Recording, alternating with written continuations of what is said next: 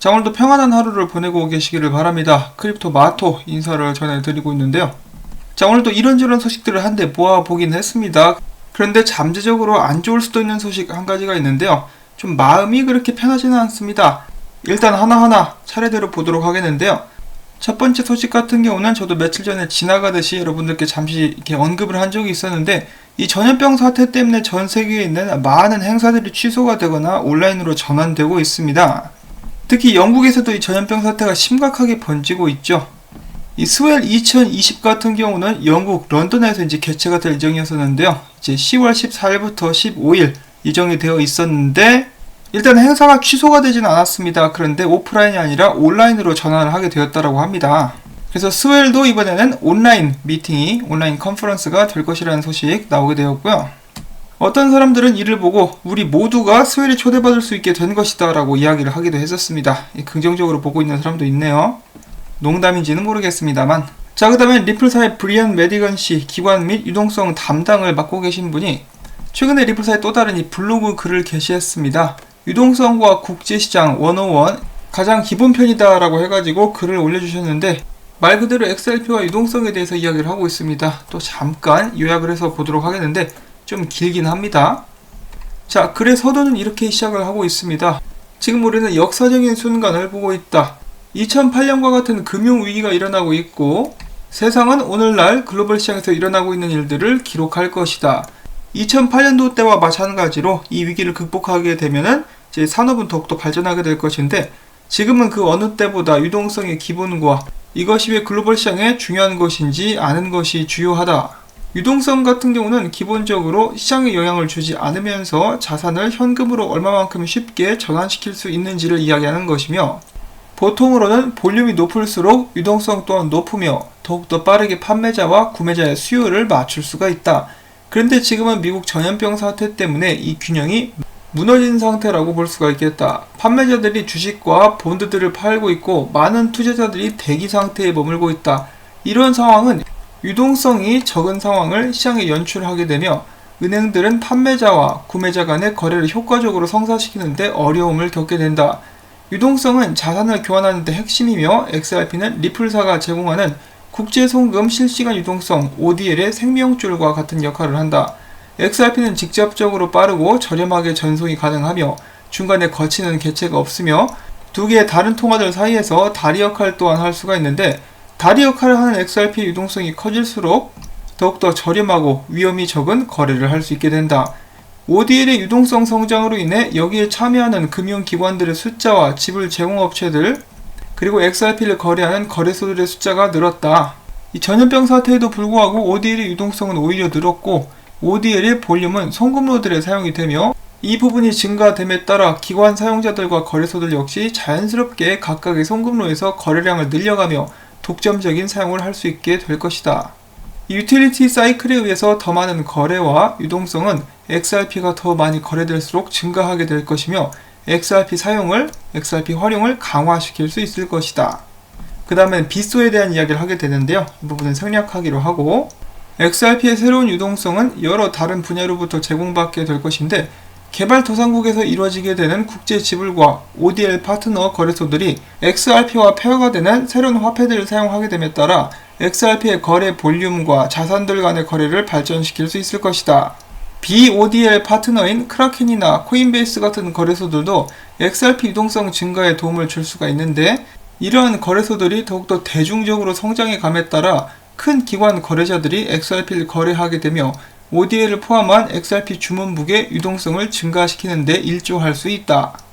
국제 송금 외에 디지털 자산의 사용처를 발전시키는 것 역시 XRP 거래 발전을 돕고 XRP 유동성을 증가시키는 데 도움이 될 수 있다. 실질적인 문제들을 새로운 기술로 해결하게 됨으로써 시장에 새로운 많은 거래자들 및 참여자들을 불러들이게 될 것이고, 볼륨과 유동성 성장을 도울 수 있게 될 것이다. 쉽게 이야기를 해서 유틸리티가 계속 발전하면 발전할수록 유동성 증대와 XRP 생태계를 건강하게 강화시킬 수 있으며, 지속적으로 가치 이동에 관련된 문제를 해결할수록 지불을 더욱더 매끄럽게 만들수록 더욱더 다양하고 효과적인 글로벌 지불로서의 XRP 채택이 이루어질 수 있게 될 것이다. 그래서 이 블로그 글 같은 경우는 여러분들도 딱 들어보시면 아시겠지만 리플사에서 이야기를 하고 있는 것이죠. 지금 이것이 우리가 집중하고 있는 것입니다.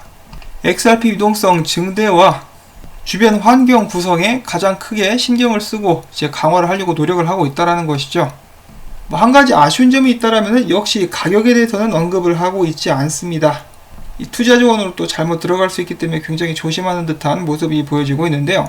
사실 제가 기억하기로는 이런 소송 문제라든지 여러가지 이제 XRP 가격이 오르지 않는 것에 대해서 비난이 일기 전 같은 경우는 종종 리플사 임원들도 이제 가격에 대해서 이야기를 한 적이 있었던 것 같습니다. 보통 이제 얼마 간다라고 이야기를 하는 것이 아니라 뭐 실수로 그런 트윗이 나왔다가 삭제된 그런 경우도 있었습니다만 이제 가치가 올라갈 것이다 라고 이제 예측을 한다라든지 그런 말들이 종종 나왔었다라는 것이죠. 저는 아직도 그 사람들이 그렇게 생각하는 것 자체에는 변화는 없다라고 생각을 하는데 그것에 대해서 이제 언급을 하기보다는 리플사 같은 경우는 일단은 기본에 충실하고 있다라는 것을 많이 강조를 하는 것이 아닌가 라는 그런 생각을 해봅니다. 이런 식으로 XRP 주변 환경이 강해지고 유동성이 커질 수 있다면 더욱더 많은 사람들이 사용하게 될 것이고 그러면 자연스럽게 XRP 가격도 올라가게 되겠죠. 이런 부분 때문에 저는 이제 리플사가 이제 사업을 성공시키게 되면은 그 사업이 성공하게 된다는 것은 여기서 브리안 매디건 씨가 이야기해준 모든 것들이 실제로 이루어지고 있다는 것이기 때문에 자연스럽게 XRP 활용도도 높아지면서 이제 생태계도 건강해지고 그에 따라서 가치도 올라가는 그런 자연스러운 발전 방향을 기대를 해볼 수가 있다는 것이죠. 자, 그런데 리플사가 XRP 중심의 생태계를 만들어내는데 실패하고 활용도를 높이지 못한다면 결국 사업 망하게 되겠습니다. 그리고 XRP 가치도 떨어지게 되겠죠. 그런데 지금까지 봤을 때는 여러분께서는 어떤 것 같으십니까? 이 전염병 사태에 오히려 ODL 활용량이 늘어났다라는 그런 흥미로운 소식들이 종종 나왔었는데요. 일단 XRP에 투자를 한 입장으로서 XRP 관련된 생태계나 활용도가 계속해서 증가할 수 있기를 가장 또 바라보도록 하겠습니다. 자, 그 다음에는 그닥 반갑지만은 않은 소식이 또 나오게 되었습니다. 불과 몇 달 전에 또 이런 비슷한 이야기가 나왔었는데요. 리플사의 간부들이 계속해서 리플사를 떠나고 있다라는 것입니다. 자, 이번엔 누가 떠난 것으로 지금 추정이 되고 있느냐? CME의 경영진이었었다가 이제 2016년부터 리플사에 입사하게 됨으로써 이제 많은 화제가 되었었던 미겔 바야스 씨가 최근에 그의 링크드인 프로파일을 업데이트를 했는데 이렇게 나와 있었다라고 합니다. 리플사에서 2016년 11월부터 2020년 4월까지 일을 했었다. 3년 6개월 정도 일을 하고 이제 리플사를 떠났다라는 식으로 업데이트를 하게 된 것인데요. 많은 사람들이 좀 깜짝 놀라면서도 이제 섭섭한 마음을 감추지 못하고 있는 그런 상황입니다. 이제 불과 몇 개월 전만 해도 여기 트윗이 있었는데, 자, 여기 있죠. 2019년 11월 14일 이런 글을 남겼었는데요. 아직 리플사에서 일을 하고 있다.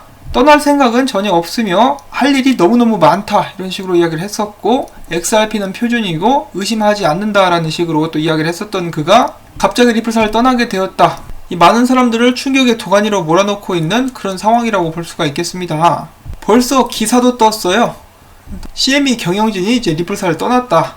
리플사는 이제 중요 인재를 잃어버렸다. 이런 식으로 또 기사가 바로 뜨게 되는데요. 자, 불과 5개월 전만 해도 이제 리플사를 떠날 생각이 없었다라고 했었던 과연 그 사이에 어떤 일이 있었던 것일까요? 많은 사람들은 이런저런 짤을 통해서 그들의 심정을 표현하고 있습니다. 자, 그렇지만 긍정적으로 생각하는 사람들은 또 이렇게 이야기를 하기도 하는데요.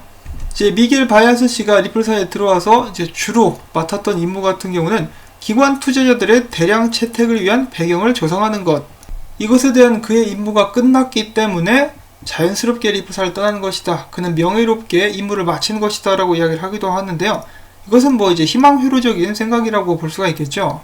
약 1년 반 전쯤에 코리 존슨이 또 리플사를 갑자기 떠났을 때도 이런 식으로 사람들이 반응을 했었는데, 다행히 코리 존슨 같은 경우는 XRP에 대해서 계속해서 긍정적인 트윗을 날려주고 있었습니다. 그리고 또한 이 코리 존슨 씨와 미겔 바야스 씨, 이 절친인 듯한 모습들을 또 몇 번 보여준 적이 있어요.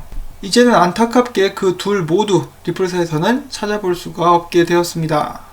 자, 어떤 일로 리플사를 떠나게 되었는지 이 미겔 바야스 씨가 조만간에 좀 사람들에게 설명을 해줄 수 있기를 바라보고요. 그 다음에 마지막으로 준비해본 소식 같은 경우는 이 리플사에 어쩌면은 라이벌이 될 수도 있겠다 싶어가지고 한번 기사를 가지고 와봤습니다. 영국 소재 블록체인 핀테크 기업 중에 BABB라는 곳이 있는데요.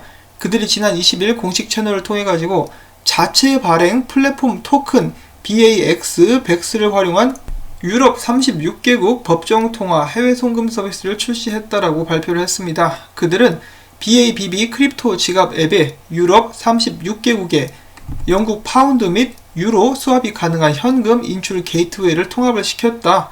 변환된 BAX는 법정 통화로 환전이 가능하며 스위스, 독일, 영국을 포함한 유럽 36개국의 은행 계좌로 즉시 인출될 수 있다는 설명을 남겼다고 합니다.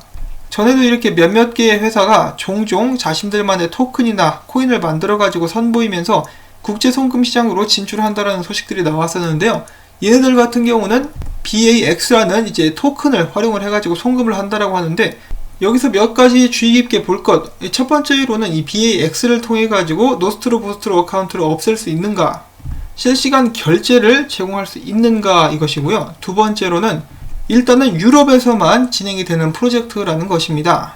유럽 쪽의 팁스랑 비슷한 개념이 될 수도 있겠죠. 자, 뭐 당연한 이야기겠지만 제가 좀 더 기다려보면은 이 프로젝트 역시 성공할 수 있을 것인지 아니면은 흐지부지하게 될 것인지 결과를 알 수가 있게 될 것인데요. 이 국제송금시장 같은 경우는 파이가 워낙 크기 때문에 이런 식으로 라이벌들이 계속 나타나는 것 자체가 이상한 일은 아니라고 볼 수가 있겠습니다. 자, 아무튼 이렇게 해가지고 오늘 또 열심히 이런저런 정보들을 모아봤는데요. 여러분들께 부디 도움이 될 수 있기를 바라보면서 제가 앞으로도 계속 이렇게 열심히 정보를 전할 수 있도록 여러분들의 지원 그리고 도움 주실 수 있으면 정말 감사드리겠습니다. 오늘도 마찬가지로 CF 시청 그리고 CF 광고주 방문 여러분들께서 해주실 수 있더라면 한 분 한 분의 도움이 정말 모여가지고 저에게 큰 힘이 되겠습니다. 이 힘든 시기가 저도 하루빨리 지나갈 수 있기를 바라보면서 전 다음에 또 새로운 소식들을 가지고 인사를 전해드릴게요. 안녕히 계십시오.